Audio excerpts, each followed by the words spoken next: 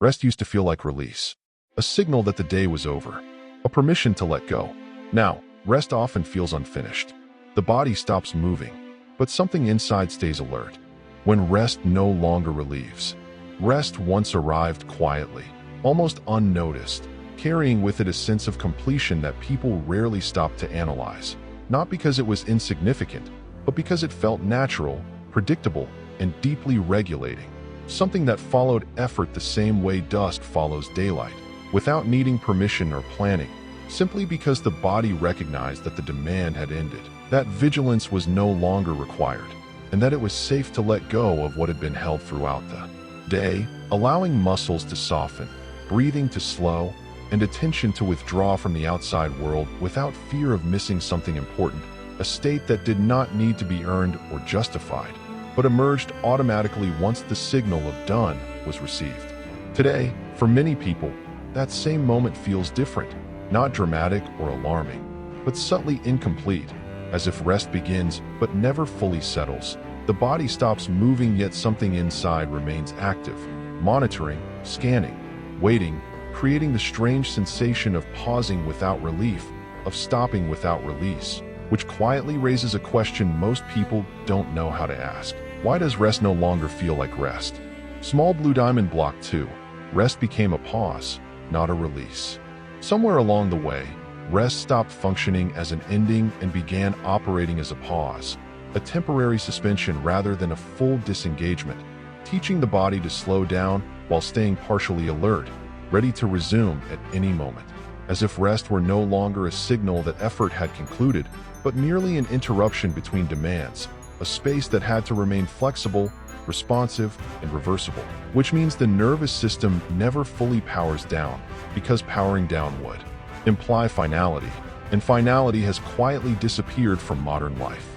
A pause holds tension lightly instead of dissolving it, and when pauses replace endings, the body remains open, not in distress, but in readiness, maintaining a low-level activation that feels normal precisely because it is subtle, which explains why rest today can feel fragile and ineffective, not because it is too short or poorly executed, but because it lacks the structural closure that once gave it meaning. Small blue diamond block 3. Rest once signaled completion.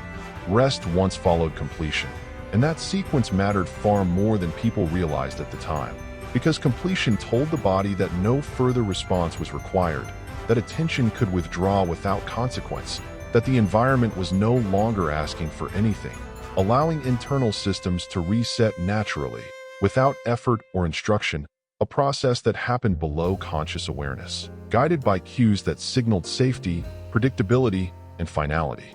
When completion disappears, rest loses its anchor, floating without context or authority, unable to trigger the physiological permission required for true disengagement. So even when people stop working, stop moving, or stop interacting, something essential remains unfinished beneath the surface, and without that sense of "this is over," rest becomes weightless, ineffective, and strangely unsatisfying. Small blue diamond block 4. The body does not shut down by decision. The body does not release tension because it is told to, nor does it disengage simply because the mind decides it should, since physiological release depends on signals that operate below conscious control, signals that indicate effort has ended and no immediate action is required, cues that come from environment, rhythm, and structure rather than intention. When those signals are absent, no amount of willpower can replace them, which is why trying to rest without closure often creates friction instead of relief, the mind wanting to stop while the body remains prepared, a mismatch that teaches the nervous system, over time, that rest is unreliable, incomplete, and potentially unsafe, reinforcing the very alertness people are trying to escape. Small blue diamond block 5. Pause without closure. Pausing without closure keeps internal loops active, even when attention shifts elsewhere, because unresolved edges remain open beneath the surface, quietly tracked by the nervous system, which does not distinguish between important and unimportant tasks, only between resolved and unresolved states. This is why rest can feel shallow even after long periods of inactivity, not because the body hasn't stopped, but because something subtle remains unfinished, preventing the system from fully disengaging. reminding us that closure is not about productivity or efficiency, but about resolution, and without resolution, rest cannot complete its work. Small blue diamond block 6. Rest became conditional. Rest slowly shifted from something assumed to something conditional, something that had to be earned through productivity, justified through exhaustion, or delayed until obligations were met, altering the body's relationship with stillness in ways that were never explicitly discussed but deeply felt. When rest feels conditional, the body learns to stay ready even while resting, holding tension lightly instead of releasing it fully, because release begins to feel undeserved or risky. And over time, this quiet shift transforms rest from a signal of safety into an interruption that must remain reversible. Small blue diamond block 7. The body in waiting mode. Many bodies today rest in a state of waiting for the next message, the next demand, the next interruption, not anxiously, but habitually, maintaining a background readiness that prevents true disengagement. Waiting is not neutral. It is a form of vigilance, and vigilance, even when subtle, consumes energy, which explains why a body that waits cannot truly rest, because rest requires permission to disengage, and waiting implies that engagement may be required at any moment. Small blue diamond block 8. When stopping feels uncomfortable. Stopping now often creates discomfort instead of relief, not because stillness is inherently unpleasant, but because the nervous system no longer associates stopping with safety, silence with resolution, or inactivity with completion. This discomfort is frequently misinterpreted as personal restlessness or lack of discipline, when in reality it reflects a system that has been trained to remain alert even in moments that once signaled release, making rest feel ineffective by default. Residual alertness. Alertness no longer turns off completely, lingering after activity ends, quietly monitoring the environment, tracking what remains unfinished, maintaining readiness without urgency, a state that feels normal precisely because it is constant. Over time, this residual alertness becomes invisible, accepted as baseline, masking tension as normality and making it difficult to recognize how much energy is being consumed simply by staying open. Small blue diamond block 10. Rest versus escape. Distraction often replaces disengagement, offering temporary relief by shifting attention rather than resolving activation, which is why scrolling, watching, or consuming content can feel restful without actually restoring the system.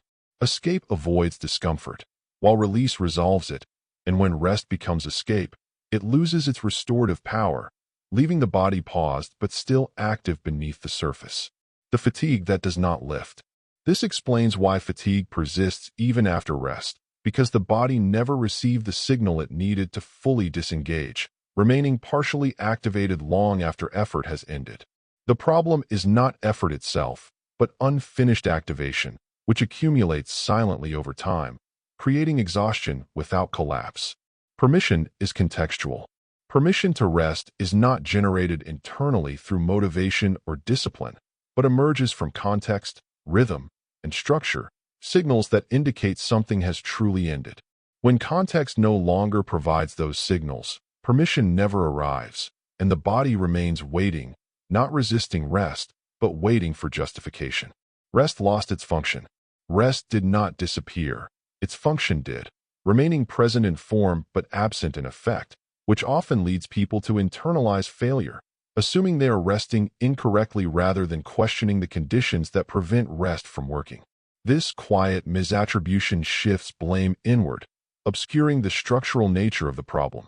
Perhaps rest stopped working not because people forgot how to rest, but because the world slowly removed the conditions that allowed rest to function, replacing endings with pauses and closure with continuity. And perhaps what the body longs for is not more rest, but the return of endings that once made rest possible. Perhaps rest didn't stop working because people forgot how to rest. Perhaps it stopped working because the world slowly removed the conditions that once made rest possible. When endings disappear, the body never receives permission to let go.